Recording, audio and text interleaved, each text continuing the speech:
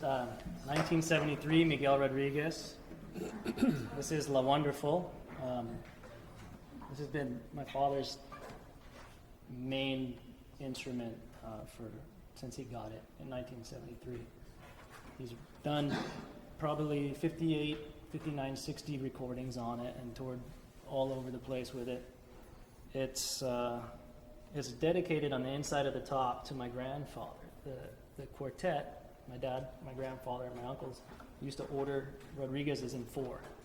They'd order four at a time. And so in 1973, this was done, and they were in Madrid in a hotel, and they got the guitars and opened them up, and my father opened this one up, and he had to have it. My grandfather said, okay, take it, and I'll take the one that was for you. So he got home, and less than a year later, let me backtrack. He had a series of bad car accidents. So he had a bad neck, and he used to use like a traction unit that he would hang a bag, like a water bag, over a chair, and it'd lift his neck, and he had left the guitar out, and he had rigged up his traction unit by putting a chair on top of a coffee table next to the guitar. Chair came down on the guitar and crushed it. I hear that it was put into a paper bag and brought to Uris Zilton's. He's the god of guitar repair.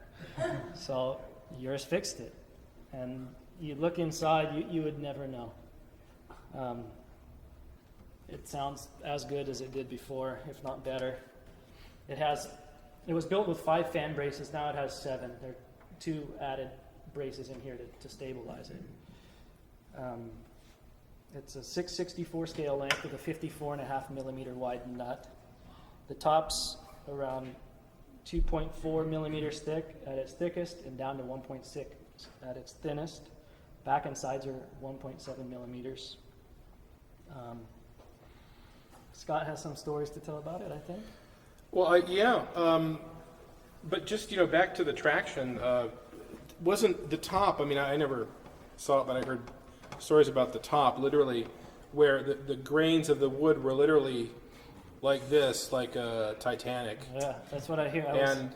I think Uris Zeltons, who's in San Diego, we've been, Pepe has known him for how long? Your father, forever. Yeah, long before I was born. Yeah, and long before I came out here, too, in 1980. And we'd all go down there. Everybody, us guys in the quartet, we'd all take our guitars to him. Everybody would. And truly a genius when it comes to repair. And he actually took each strand of wood and set each strand one by one, and then repaired it that way. So, you absolutely cannot tell at all. And it's been... But my story, aside from this being, when I was 14, I started taking classes with Pepe. Down in Texas, my mother would take me down to Houston, and because he had a class there every summer. And my first one was in 76. And again, I was 14. And I had this Ramirez, which I was quite proud of, My parents paid a fortune for it. I think it was like $1,100. That took them forever to pay back, and it was one of the expensive guitar, But I heard Pepe play this, and I was just floored. And then one day he let me try it.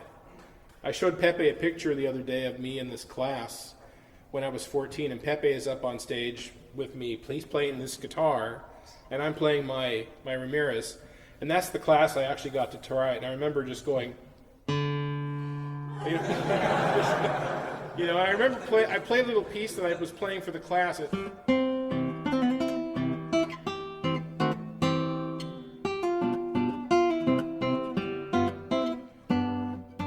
played it faster when I was 14. Pepe said it was too fast. He said it would make the people's wigs fly off if they tried to dance a minuet like that. But anyway,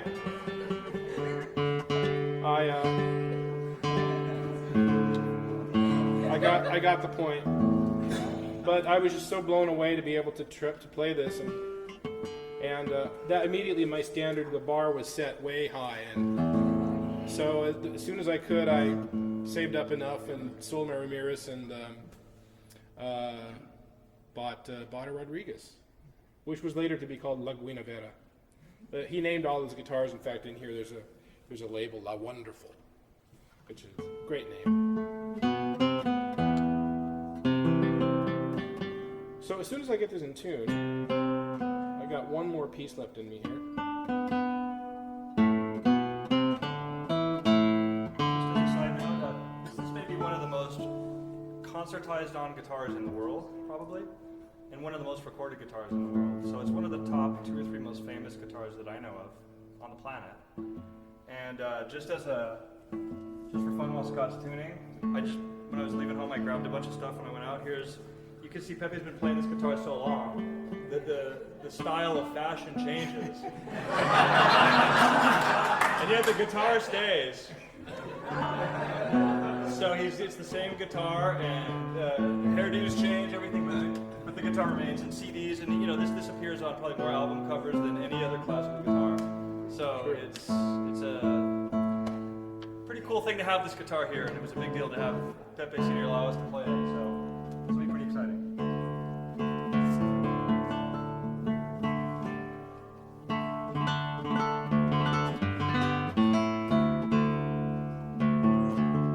So I'll finish by playing,